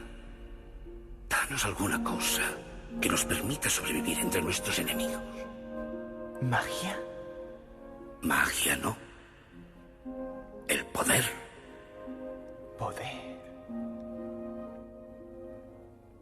Elegiré uno entre vosotros, dijo el Gran Espíritu, y se lo enseñaré a él. Él será muy especial. Así que los indios esperaron a que se les hiciera saber quién era el elegido. Hasta que un día, un joven valiente llamado Perro Caminante se encontró al borde de un precipicio cara a cara con una pantera hambrienta. Perro Caminante fue consciente de que iba a morir. Cerró sus ojos con fuerza invocando al Gran Espíritu. Y cuando la pantera iba a saltar, Perro Caminante desapareció. La pantera saltó hacia el precipicio donde encontró la muerte. Momentos más tarde, Perro Caminante reapareció. Y así ha sido todo desde entonces. Un elegido es dado a conocer y se le da la oportunidad de aprender cómo usar el poder. Vaya. Creí que eso me ha sucedido a mí. ¿Desaparecí de dentro del baúl? ¿Soy yo un elegido, John? Me temo que sí. ¿Significa eso que tengo el poder? Ya lo tienes, Eric. Pero no sabes cómo usarlo. ¿Cómo puedo aprender? Para aprender cómo usar el poder, antes debes convertirte en un hombre sabio. Debes aprender de un elegido. John, ¿es usted un elegido? Espacio en Blanco. Tu cita con lo desconocido. En Radio Nacional de España. Con Miguel Blanco. 3:26 y 27, 2:27 en las Islas Canarias. Antes de pasar a nuestro segundo tema, Vicente Casaña está esperando un personaje que no tenéis que perderos. Queremos hacer un mínimo homenaje a una persona que ha transformado la vida de 2 millones y pico de seres humanos en la India. Si hubiera 150 como él, este mundo podría cambiar. Escuchar. La pobreza es diríamos, es la gran flaqueza o error de todos los humanos, de que realmente cómo es posible que puedan existir las diferencias que existen hoy día, ¿no? El milagro del mal ha ido andando a su manera, pero el milagro del bien ahora tiene que avanzar, ¿no? Tiene que vencer en todos los frentes. Es un desarrollo que no abarca todo el mundo, pero esto es una imagen del mundo, de lo que se podría hacer si realmente tomáramos en serio lo que hemos de hacer, ¿no? Y ahí está su ejemplo. Si quisiéramos, podríamos acabar con la pobreza. Ese es el mejor mensaje y el mejor ejemplo que nos ha dejado Vicente Ferrer. Nuestro cariño y saludo para ti allá donde estés. Y nos vamos. Hay otra sección que queremos presentaros, no os la perdáis. Pues a partir de ahora, esta música o alguna parecida va a servir para una nueva sección que lanzamos con un monstruo, un personaje. Buenas noches, don Vicente Casaña. Muy buenas noches, Miguel. ¿Cómo estás? Genial. Digo monstruo porque te consideran uno de los mejores astrólogos de Europa, por lo menos. De España, sin duda. Bueno, uno, eso lo único que le recuerda es que ya tiene cierta edad, ¿no? Sí. Que lleva muchos años trabajando y tratando de hacerlo dignamente. Cuando me dicen esas cosas, digo, ya sé lo que quieres decir. ¿Cuántos años llevas tú con astrología? Pues desde principios de los 80 como profesional, ya pues casi 30. Casi 30 años. Ya son unos cuantos añitos, ¿no? ¿Y por qué te interesaste por la astrología? Además tienes toda la pinta de astrólogo. Si te pudiéramos trasladar a otro tiempo, a otra época, te cambiamos un poco la ropa y sí. Merlín o algo así parecido, ¿eh? Pues mira, la historia surgió de muy pequeño. Tenía 15 años cuando estaba haciendo bachiller, era uno de los empollones de allí, de la clase, y entonces éramos un grupito de 5 que nos planteábamos qué pasaba con nuestras vidas y si existía Dios, no existía, si esto era pecado o no y ¿sí? Tal. Sí, sí. Y entonces empezamos una crisis espiritual a esa tierna edad. Empezamos a buscar cosas y cada uno encontró la suya. Yo encontré la astrología, me tropecé con la astrología, tuve la gran suerte de tropezarme con ella. A partir de ahí, primero el escepticismo y luego pues algo que se convirtió en una pasión intelectual y espiritual, ambas cosas, ¿no? Y que ya no he abandonado. Casi 30 años y estás considerado uno de los mejores astrólogos, quizá por el trabajo que has ido haciendo durante tanto tiempo, ¿verdad? Bueno, hemos tratado de hacerlo dignamente. Ya sabes, la astrología lamentablemente es una gran dama prostituida. Qué mala prensa tiene, ¿verdad? Sí, y eso es el problema, ¿no? Que verdaderamente es una de las grandes ramas del saber. Es la madre de toda ciencia y de toda religión incluso, porque ha dado pie a tantísimos conocimientos de las matemáticas, de la medicina, de la arquitectura, etcétera, y también a muchísimas religiones. Y sin embargo, bueno, pues ahí está, ¿no? Qué denigrada está en este tiempo nuestro, ¿verdad? Felizmente hay mucha gente que la está estudiando cada vez de una manera más seria y más rigurosa, ¿no? Hace poco, por ejemplo, ya sabes que sacó Richard Tarnas, este filósofo californiano, bueno, que vive y enseña en California, este libro titulado Cosmos y Psique, que se ha traducido al castellano. Es una maravilla donde ni más ni menos, y sin cortarse un pelo, él plantea que la astrología es el nuevo paradigma del pensamiento para este siglo XXI, ¿no? Algo que algunos críticos han puesto el grito en el cielo, pero es cierto, la astrología te da unas claves para entender al ser humano, para entender los ciclos de la historia, que no te las da ninguna otra rama del saber. Y entonces, si la miramos sin el velo del prejuicio, descubrimos una rama del saber maravillosa. En otro tiempo, todos los grandes, los poderosos, tenían un astrólogo que era un poco a quien consultaban casi cada movimiento. Eso sigue existiendo en la actualidad, ¿verdad? Sí, sigue. La astrología es algo que siempre suscita el interés de todo el mundo, sea de la clase social y de la condición que sea. Y de hecho, nuestros compañeros ahí quieren que les hagas enseguida, te quieren decir fecha de nacimiento, bueno, los que están ahí en la penumbra. Tú ya sabes que yo estoy encantado, aquí estamos al servicio de la gente, que la astrología, una de las cosas bonitas es eso, lo que podemos ayudar a la gente con ella, ¿no? Pero es evidente que sí, que hoy día muchos poderosos siguen teniendo al astrólogo cerca y se sigue utilizando para tomar grandes decisiones. ¿Ejemplos? El ejemplo más reciente, pues probablemente sea los de Mitterrand, los de Ronald Reagan, los de Lady Di, así entre grandes personajes, ¿no? ¿Lady Di también tenía astrólogo? Sí, sin duda. Tenía astrólogo y además tarotista también, ¿no? ¿Le echaban las cartas? Le echaban las cartas, ambas cosas.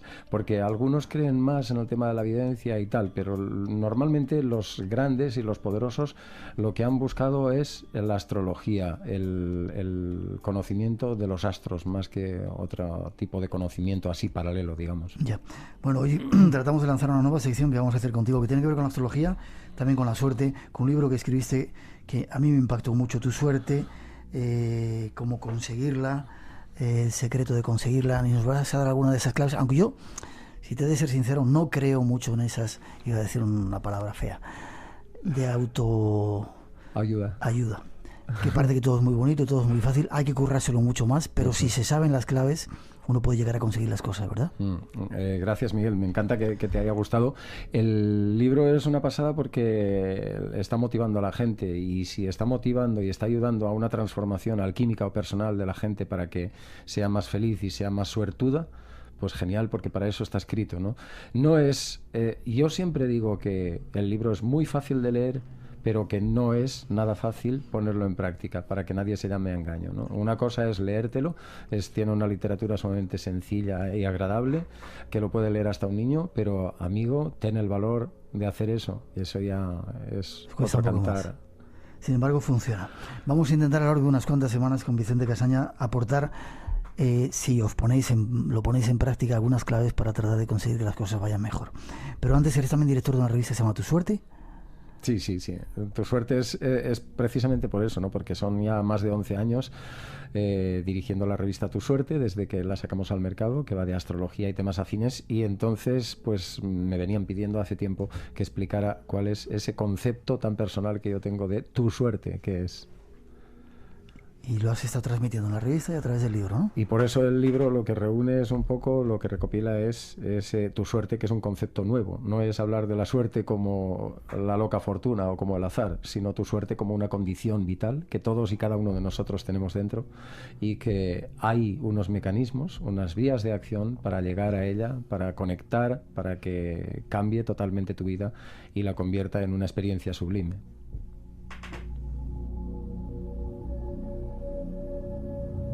Pues atentos, que ese va a ser el empeño durante las próximas semanas, tratar de descubrir eso que es nuestro, que forma parte de nosotros, simplemente hay que descubrirlo. Pero antes, aprovechando que estás aquí, Vicente, 2012, y antes de nada explícame lo de la astrología, es decir, para gente que no cree, que tiene todavía esa idea equivocada acerca de la astrología, ¿por qué es tan importante? ¿Por qué es tan precisa? ¿Por qué da tantos datos de la personalidad de un individuo? Bueno, es evidente que nosotros estamos en un universo donde una de las viejas leyes dice que lo que es arriba es abajo, el macrocosmos es como el microcosmos, tiene 1000 versiones, pero ese viejo axioma hermético es una gran realidad. Nosotros formamos parte de un gran todo, y esa parte pequeña que formamos del universo vibra en sintonía, en armonía con el cosmos. Y por lo tanto, como estamos digamos que en plena sintonía, lo que la astrología hace es reconocer cuáles son tus ritmos propios, porque desde que naces, la posición de los planetas en ese momento te marca una impronta. Esa impronta te determina hacia un carácter y a un destino.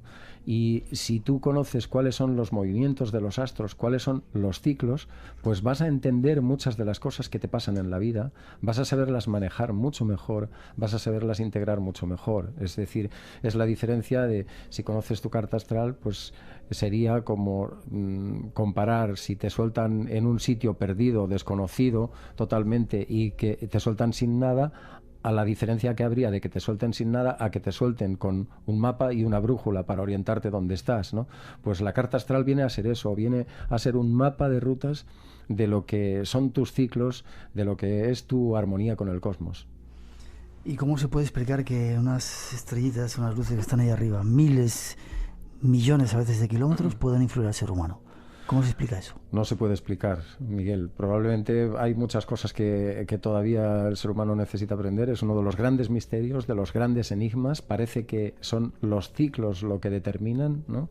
Se puede hablar de la gravedad, porque sí hay muchas cosas que se entienden los fenómenos lunares, se entienden las llamaradas solares, cada vez más, porque antes también se decía que no, se negaban todos esos efectos, cada vez se van comprendiendo más. Y es cierto que los planetas con sus ciclos determinan una gran realidad en nosotros, nuestra manera de ser, nuestra manera de pensar, nuestra manera de amar, los acontecimientos que nos van pasando, y sobre todo lo que es muy importante, porque al final en la vida toda experiencia la creas internamente, al margen de lo que te va pasando en la vida. ¿Qué haces tú con ello? ¿Cómo lo integras? La astrología te ayuda mucho a poder entender eso, a poder mejorar el cómo integras la vida y, por lo tanto, en qué transformas tu vida a base de las experiencias que vas teniendo. ¿Dos personas que han nacido en el mismo lugar a la misma hora son iguales? No del todo, porque hay unos factores que influyen muchísimo. La carta astral, como todo conocimiento, no es la panacea y no es lo que te resuelva totalmente la vida, es simplemente una herramienta más de conocimiento. Muy importante, muy interesante, pero hay que tener en cuenta que la genética influye y que influyen una serie de cosas más, ¿no? Por eso la carta astral tiene una función determinada. O sea, el astrólogo hay cosas que no puede ver, que no puede saber en una carta astral, y tenemos que ser honestos, tenemos que admitirlo y tenemos que decirlo abiertamente sin ningún pudor, ¿no? Sin ningún problema ni reparo.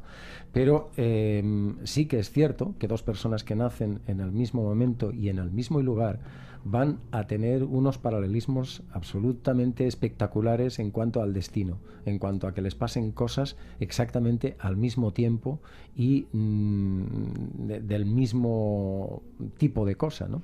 Por ejemplo, y desde luego van a tener muchísimas características muy parecidas también en cuanto a, digamos, los arquetipos que mueven su personalidad. Quizá eso explica el hecho de que dos gemelos de repente, aunque se separen, se casan más o menos con individuos parecidos en el mismo momento, sí, tienen la misma cantidad de hijos, y tienen accidentes, se les pasa a uno y a otro. Sí, con los gemelos, por ejemplo, hay casos absolutamente espectaculares, ¿eh? Hay cada vez más estudios que demuestran eso. Como se han separado de pequeños, ni siquiera algunos saben que existen los otros, y les están pasando cosas al mismo tiempo y están teniendo incluso unas tendencias muy parecidas, unas aficiones muy parecidas, etcétera, ¿no? Pero eso es lo que pasa, que las personas... Ahí, claro, hablamos de gemelos, ya no de dos personas que han nacido una al lado de la otra en diferentes casas, digamos, en diferentes familias, pero... ahí ya además influye el factor genético, porque otra cosa muy importante que se ha descubierto en la astrología es la herencia astral, es decir, cómo los planetas dominantes en los padres tienden a transmitirse a los hijos. Los hijos, cada uno de ellos, hereda una posición planetaria dominante del padre o de la madre. Por eso, aunque los eduques igual, los hijos nunca van a salirte igual. Aunque tengan la misma genética, la misma educación, la misma casa, da igual. Cada uno ha pillado una posición planetaria dominante. Se puede ver con la carta astral, se puede ver a través de esto que se conoce como herencia astral, que es lo que ha pillado predominantemente del padre o de la madre ese niño, y por lo tanto, cuál es la tendencia que le conviene para su educación. Qué curioso. Antes de pasar, no sé si vamos a tocar en este primer capítulo de la sección cosas que tengan que ver con tu suerte, aunque seguramente sí. ¿Qué es lo que se ve en una carta astral? Trato de aclarar muchas de las preguntas que nos han hecho nuestros... Pues mira, por ejemplo, la gente cree que, primero, que suele confundir la carta astral y al astrólogo con un adivino o con un vidente. Nada que ver. El astrólogo no es un adivino, el astrólogo no es un vidente, el astrólogo es un estudioso de los astros, de nuestra relación con ellos, de nuestra conexión con el cosmos y de los ritmos que manejan nuestras vidas en función de los astros, de cómo estaban cuando nacimos, ¿no? A partir de ahí hay muchísimas cosas que el astrólogo puede ver y muchas que no puede ver, y empezaré diciendo las que no puede ver, porque hay mucha gente que dice ¿cuántos hijos tendré? Bien, pues ¿cuántos hijos tendré? ¿Cuántas veces me casaré? Ese tipo de cosas el astrólogo no lo puede ver, no se puede saber en una carta astral, por ejemplo, en contra de lo que mucha gente cree, ¿no? Hay muchas cosas así que no se pueden ver. ¿La muerte se puede el ver? astrólogo en algunas cartas sí, en muchas de ellas no. Se puede ver en muertes prematuras, como la de James Dean y gente así. Hay unos aspectos muy marcados en ese tipo de cartas. Aún así es algo que el astrólogo, yo creo que por ética no debe entrar en ese tema, pero bueno, eso es otro tema. Que se pueda ver o no se pueda ver, sí se puede ver en muchos de los casos. No se puede ver eso, el número de hijos, no se puede ver el número de parejas, porque el astrólogo en realidad en una carta astral lo que ve es como fragmentos de una película, de la película de tu vida y de quién eres y hacia dónde vas, qué has pasado, incluso porque te puede hablar de pasado, presente y futuro, pero no ve la película entera. Hay fragmentos que se pierden, porque si no la astrología sería una auténtica pasada, ¿no? Hay muchas partes que no se pueden entender. Por ejemplo, tú puedes ver si este año habrá un cambio de casa, o habrá un cambio de trabajo. Puedes ver cuándo se producirá. pero es prácticamente imposible decir dónde se irá, por supuesto a qué empresa irá, etcétera, ¿no? Imposible. Y hay gente que se cree que la astrología, bueno, pues eso es una panacea, es un chollo que te lo dice absolutamente todo. No, hay que pedir lo que se puede, ¿no? Y sobre todo es una gran herramienta de conocimiento, porque hay muchas claves en la astrología que normalmente la gente conoce a qué signo pertenece, pero no sabe dónde estaba la luna. Pues el Sol y la Luna forman una dualidad esencial, igual que los dos hemisferios del cerebro, igual que el hombre y la mujer, que el día y la noche. El Sol y la Luna es un duplo absolutamente esencial.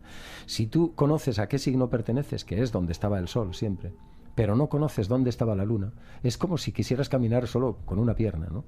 Y ese es un grave problema, porque el Sol representa el tipo de héroe que tú puedes conquistar, a lo más alto que puedes aspirar de ti mismo y cómo debes perseguir esto. Pero la luna, amigo, representa los sentimientos y todo lo que depende de la vida íntima, de dónde te refugias cuando algo te hace daño, cuando no te tratan bien, etcétera, dónde se almacenan los recuerdos familiares, la infancia, el trato que te dieron, todo eso que los psicólogos y psiquiatras le dan tantísimo valor, todo eso es la luna.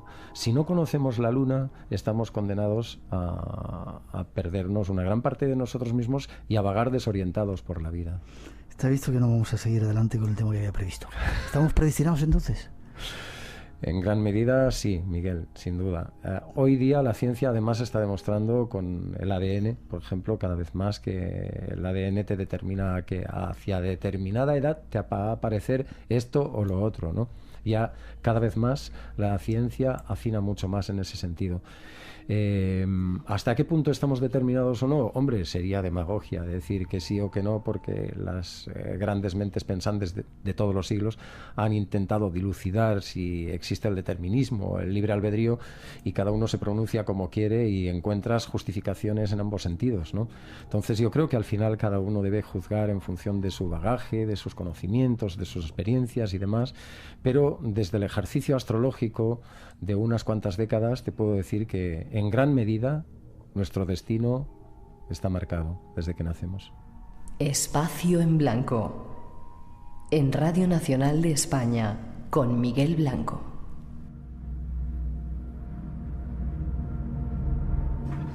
...2012... aunque lo vamos a desarrollar seguramente en otro programa y no es el objeto de esta sección, que queremos, insisto, enseñaros cómo conseguir vuestro pedacito de suerte, que todos lo tenemos. Pero ¿qué pasa con el 2012? Circulan por ahí hondas teorías de que los mayas profetizaban el fin del mundo, el fin de la civilización. Desde el punto de vista astrológico, ¿eso se puede ver? ¿Y va a ser así? Pues yo eso lo separaría en dos partes, Miguel. Veo que me estás sorprendiendo, me estás preguntando de todo. Menos claro, de claro. Pero yo estoy encantado de hablar de astrología, así que podemos seguir lo que quieras. Mira, hay un apartado que corresponde a lo que es la supuesta profecía de los mayas de que para el 21 de diciembre del 2012 viene ese cambio hacia el fin del cuarto sol, el principio del quinto sol y tal. Bueno, pues este es uno de los temas. El otro tema es astrológicamente qué se puede ver, ¿no? Astrológicamente, desde luego, sí que viene una etapa importante de la que hablaremos luego, pero te digo, para concretar el tema del maya o de esa supuesta profecía maya y cerrar ese punto primero, si tú estudias la cosmogénesis maya, pues entonces resulta que todos los calendarios precolombinos tienen una serie de ciclos, entre ellos que son comunes, pero los mayas sí que tenían la particularidad de tener unos ciclos que eran muy particularmente y peculiarmente suyos. Y en concreto uno de ellos, que es el más largo, que es 5.125 años, efectivamente. Ese es exclusivo del calendario maya y ya no era compartido con otros calendarios precolombinos. Porque para ver qué pasa con eso se remontan a unas supuestas estelas, unas estelas que, sobre todo la estela C de Quiriguá y tal, y este tipo de estelas en realidad aparecieron muy, muy borradas, se ven solo algunos fragmentos, ¿no? Y los paleografistas y toda esta gente que ha estado trabajando en estos asuntos no lo tienen nada claro. Llegan a transcribir ciertos aspectos de esas estelas, pero otros no se pueden transcribir. A partir de todo eso, además, a partir de todas estas estelas que se han descubierto, se podría llegar a presumir que este ciclo largo maya, que ahora terminaría el 21 de diciembre del año 2012, habría empezado yo creo recordar que es en torno al 13 de agosto del año 3100 y pico antes de Cristo, ¿no? Sí. Y el inicio, dicen, de la civilización babilónica. Sí, este sería otro tema a discutir, ¿no? Pero efectivamente, en torno al año 3000 antes de Cristo hay cosas muy importantes, no solo en Babilonia, pues por ejemplo empieza a aparecer la astrología escrita. Las primeras tablillas astrológicas aparecen en el año 2800 aproximadamente antes de Cristo, que son las predicciones de Sargón el Viejo, como se las conoce. Y es efectivamente entonces cuando al parecer empieza a codificarse la astrología en Babilonia. Pero sí, podría ser que ese calendario, ese ciclo maya, tuviera ese origen ahí y terminara aquí. En todo caso, que se sepa, en realidad los mayas nunca dijeron que estos ciclos supusieran un fin del mundo en ningún sentido, ni siquiera en un sentido figurado, aunque es cierto que si te remites a las mitologías, de muchas de las mitologías que circulan precolombinas, y no solamente mitologías de tipo maya, pues te hablan de los soles, de las crisis que representan los soles, de las grandes transformaciones que representan cada uno de esos soles, que según las culturas no coinciden, unos hablan de 4 soles, otros hablan de 5 soles. La cosa está complicada porque además el Popol Vuh, al que mucha gente se refiere para hablar del calendario maya, no tiene ningún tipo de autoridad. El calendario, el Popol Vuh, es un libro muy reciente, es un libro cuando ya estaban transculturizados la gente de allí, es un libro que está muy interesado y muy parcializado en las cosas que dice, y por lo tanto nos sirve como una referencia cultural para tomarlo en cuenta para el calendario maya, para el tema de estudiar la cosmogénesis del calendario maya. Habría que remontarse mucho más atrás, quizá un día aparezcan esas estelas. Lo otro que se conoce también y de lo que también se pretende inferir conocimientos de entonces, pues son todos estos códigos, que hay unos cuantos, la verdad muy pocos y algunos bastante deteriorados, sobre todo el código de Dresde, el código de París, el código de Madrid, este tipo de códigos que son muy interesantes pero que tampoco permiten sacar conclusiones al respecto. Entonces, si somos serios, conclusiones no hay ninguna al respecto. Todos son suposiciones y que podría ser. Si yo, después de haber estudiado todo bastante tiempo, la cosmogénesis en concreto del calendario maya, lo que te diría es que ese fin de ciclo del 21 de diciembre del 2012 supone un cambio de ciclo artificial establecido por el ser humano. Como un fin de año nuestro. Eso es, como un fin de siglo, un fin de milenio nuestro, pero que para que ocurran cosas verdaderamente importantes en la vida son las conjunciones de astros y los ciclos astrales, no los que determina artificialmente el ser humano, los que determinan los grandes cambios.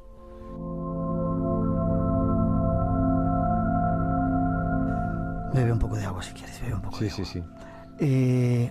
Había otro aspecto, desde el punto de vista astrológico, y casi a punto de terminar estamos. Ahí sí que hay datos curiosos, ¿no? Que desde decías, 2010 al 2012... Sí, es cierto. Astrológicamente, la etapa que va del 2010 al 2012 constituye el primer gran desafío para la humanidad en el siglo XXI. Hay una serie de características de configuraciones astrales verdaderamente históricas, difíciles de interpretar algunas de ellas, pero en todo caso inquietantes. La mayor parte de astrólogos están un poco asustados ante esas configuraciones. ¿Por qué? Pues una de ellas, por ejemplo, es la conjunción Júpiter-Urano, que en esta ocasión tiene dos connotaciones parecidas. Es una conjunción en principio no tan alarmante, porque se repite cada 14 años, pero es curioso que tiene mucho que ver con el armamentismo, y siempre que ha habido los mayores conflictos mundiales, como en la Primera y la Segunda Guerra Mundial, estaban estas conjunciones Júpiter-Urano. La instalación de los euromisiles a principios de los 80, en el 83, también estaba la conjunción Júpiter-Urano, etcétera. Pero además, en esta ocasión es que es muy importante porque sí que hace unos aspectos de oposición a Saturno, de cuadraturas a Plutón, entra en una serie de configuraciones verdaderamente críticas y difíciles. Ese tipo de configuraciones normalmente sí que han coincidido también con conflictos bélicos, especialmente la oposición Saturno-Urano que hay y que se reforzará entonces en el 2010 y 2011. Son 2 años críticos desde ese punto de vista. ¿Significa que va a haber una guerra mundial?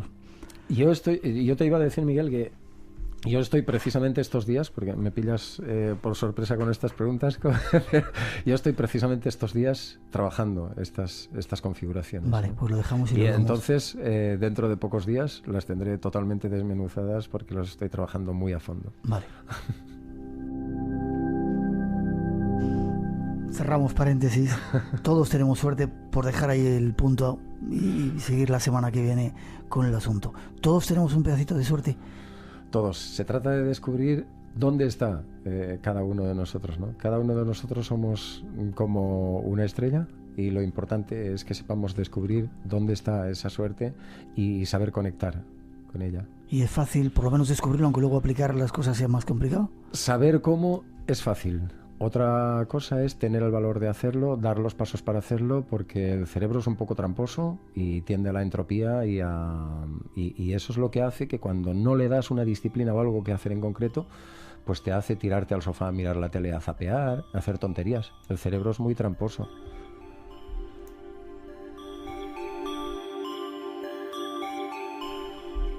Pues aprenderemos a partir de la semana que viene cómo conseguir ese pedacito de suerte.